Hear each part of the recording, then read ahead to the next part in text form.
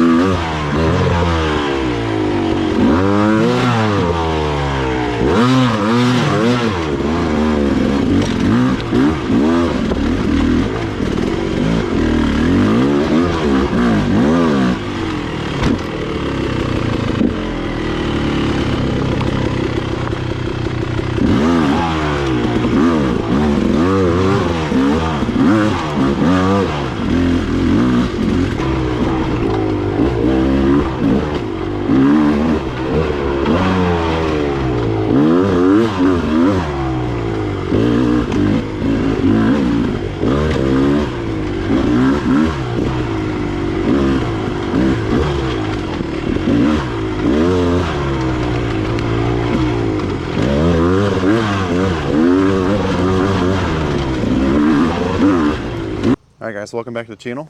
Thought it'd be a fitting place to do our final bike build video of the Beta XTrainer for the Tennessee Knockout because we're actually here at the event. Mark rode this bike yesterday. He used this for his hot lap. He was 24th fastest out of all the pros, so it's really exciting. He's going to have a great start position for today.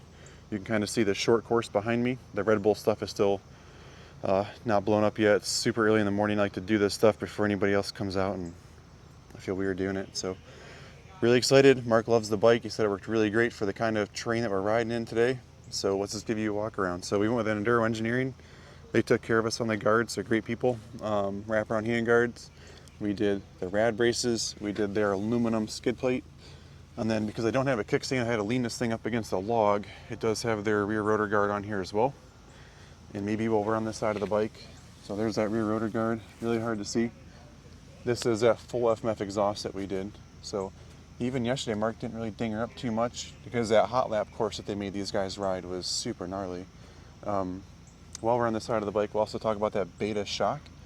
I'm really thankful that Beta took care of us. They sent us a full factory shock for this thing. So it's a little bit stronger. It's more of an RR shock. They just shortened it and then they built it to Mark's specs. So we gave Beta all of the things that Mark needs in his riding style, and they built it to that spec for us. You'll see here that we use the IMS big tank. Again, I'd like to thank Beta for getting us one of the first big tanks. They just released these last month, and we've already got one here. We did a video on us installing that gas tank. So if you just want to check that out and kind of see how it went on and maybe some more fitment stuff, but we're really happy with the fitment and all of it. And we just wanted to have it. If he's out there for a couple hours, we don't want to run out of fuel. That's not a great thing to do. And you'll see tucked in next to it are the CMCO hoses. So down in here, it's pretty cool. We had a little bit of problem with that kit, and you'll see that on the channel. So if you scroll down on the channel, you'll see our fitment of that, and we had to modify them. You can't tell because the gas tank's covering it, but hopefully they just make this kit better in the future, and you don't have to modify it if you decide to purchase that kit. And one thing oh, here's another Enduro Engineering guard. We got the slave cylinder guard here. Another really cool thing that I'm proud to talk about is this is a, and these aren't released yet to the public, but they are going to be here in the next couple weeks. This is a Boysen rad valve that is specifically designed for hard enduro riding. So they've fine-tuned the way that works to provide more power down low. And they actually have another one coming out. Maybe I won't talk about the second one. So this one is for hard enduros. It's a lower power, and Mark loved it. You combine that. And let's talk about jetting for a second. And I apologize, I don't remember our Pilot jet. It went down one size from stock. I want to say, what I'll do is in the comments of this video, I'll post our jet specs. It's at a 140 main, I know that, so we lowered the main quite a bit. We're at a 140 main to work with this rad valve, and I want to say it's like a 35 Pilot, but I will for sure comment below for you guys on that. We stuck with pretty stock gearing. He liked the 14 front, and the back is just a 49, so he was really happy with that. You can see in that short course yesterday, we're already starting to get some scratches there, but the stuff that they sent those guys up and the condition of this bike, it just kind of shows how smooth Mark is, and nothing's really all that beat up on it. So, and then if you come to the front suspension is pretty much 100% stock. We didn't do anything to that. I had a set of KYB forks that I really wanted to use, but talking to the guys at Beta, I was going to have to make a 1-inch spacer to lower the front forks to kind of match the geometry of this bike, and I just kind of ran out of time. But Mark is really happy with those forks. I think over time what I'll do is I'll probably keep this bike, and I will turn those KYBs in on this bike, so that way we have a fully prepped race bike. That way if anybody wants to go ride this, they can. And I'll show you the handlebars. So we totally removed the left-hand switch up here. That's completely gone. And I modified, so we took all the electronics off this bike as well. So there's no display. Trying to make this as light as possible for Mark's pushing it up the rocks here. So display is gone, but I really modified this bracket heavily. Maybe when I get home, when I take this number plate off, I'll show you how I modified this. It'll still work to hold your display when you have to put it back on and your wires, but it lets you run this number plate. You'll see that the number plate's on the front of it rather than a headlight. So, and it's tucked in just like we want it to. So really excited with how that turned out. I was able to trim that all up, and I didn't cut any of the wires. They're just electrical taped and tucked up behind. And you'll also see in the back here, all the wires are gone, all tucked up under. So I didn't cut anything. I thought it'd be kind of nice to be able to save all that and reuse it. Let's look at the front of this pipe. I've actually looked at the front of the pipe yet. It's super early down here. The guys are all still kind of sleeping in the camper, which is perfect. I want Mark to rest up.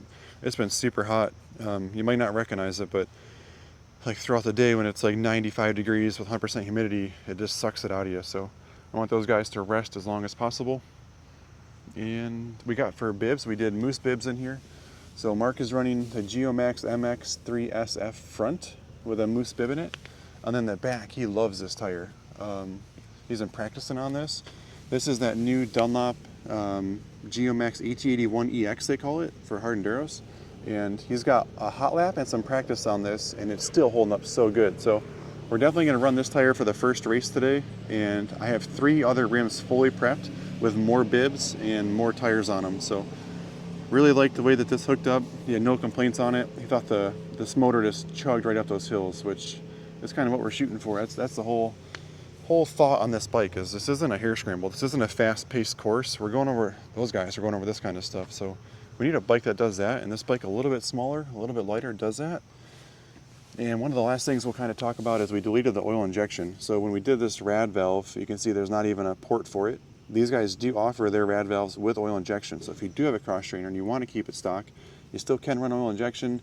We have everything pre-mixed. We took all the tank out of the bike.